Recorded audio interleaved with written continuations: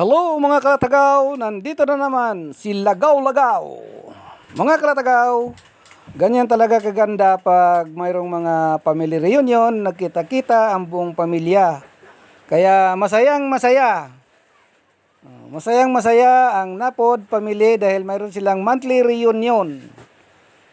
Happy monthly reunion Napod family. Maganda talaga pag mayroong reunion ng isang pamilya para magkakilala ang bawat pamilya.